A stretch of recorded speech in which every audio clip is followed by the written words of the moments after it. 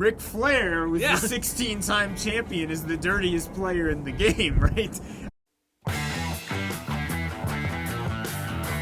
You've heard for 2 years now about the Kansas City Chiefs, but I'm going to make a statement here, and I'm taking a position. The Kansas City Chiefs are not villains. They are a victim of circumstance. It is not their fault that the NFL is making sure that they win through the refs. I'm telling you right now, they're not villains, Mike. They're a victim of circumstance. And if you don't like the Kansas City Chiefs, it's because you're envious and you don't like winning. Well, that is a position. I mean, I don't think that they're necessarily villains. I mean, come on, like Andy Reid has always been, in my mind, a pretty likable guy, actually, going back to his Philly days and stuff. I think if there is a reason that the Chiefs, like, to your point, I don't think the Kansas City Chiefs collectively conspired and were like, hey, let's make this Bundle Ruski commercial and, annoy the entire country for... I mean, I think that's sort of a thing, like all of the outside stuff that's happened has put an even, like, bigger we hate the Chiefs sticker on this team, right? The Chiefs, as a franchise, did not ask for Travis Kelce and Taylor Swift to date. The Chiefs did not ask for State Farm to become, the Kansas City insurance provider, whatever. Right. Yeah. So there are a lot of things that do go to your point.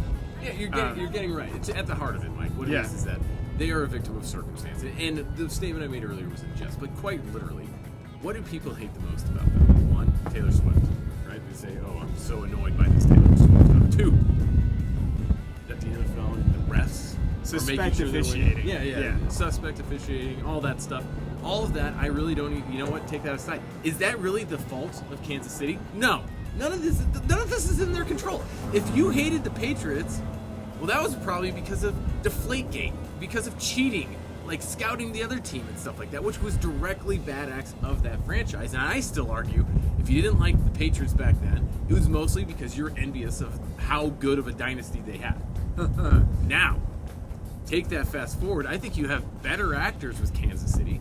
You have a more likable team.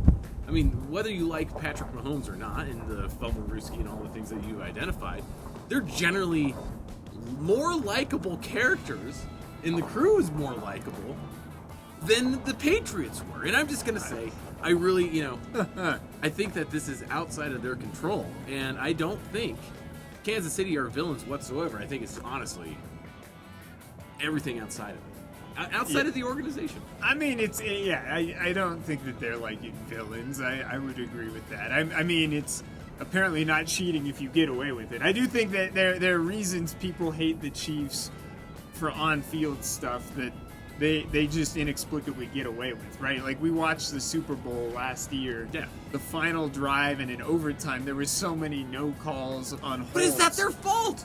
I mean, that's the thing. Oh, come on. It's not like they went and conspired or something like that. Well, I mean, that's the thing, though. I mean, it's just for other teams, a lot of the time, we've seen holding called, and it's just, you're watching them. But that's not them. That's outside of them. Well, they are the ones still doing the holding on the field. So if your team gets away with holds, and you know you're going to get away with holds, are you going to not do it? No, I mean, I would agree. Like, they're getting...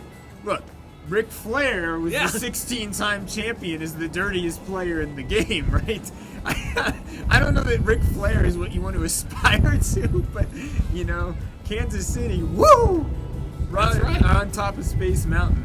Okay, on top of that, Mike, let's even go farther here, okay? Yeah.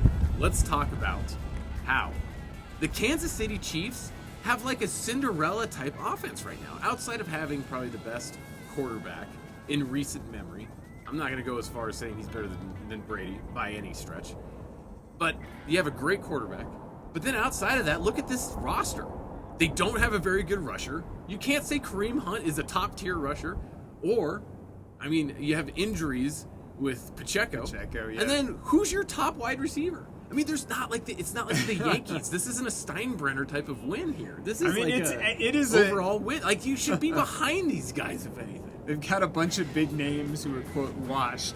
I don't know that they actually are, but it is kind of funny when you look at the Chiefs and you're like, wait, they have Hopkins, they have Smith-Schuster, they have all these guys, and it's just kind of funny they found their way to the Chiefs, and they're making it work. I mean, it is what it is. I think that if there's one thing, Dirk, it's just people need to build some sort of a narrative. They've built one for the Chiefs. They hate winning. At some point, people will look back and be like, all right, this was an incredible team or an incredible stretch. At some point, we should be saying that now. I mean, for God's sakes, like the fact that this team has only dropped a game and they don't have a top 30 top 30 rusher or a top 30 pass catcher, that's insane. It's insane. I mean, it's a weird, wild thing, which is why I have a feeling they're going to finally lose in the Super Bowl.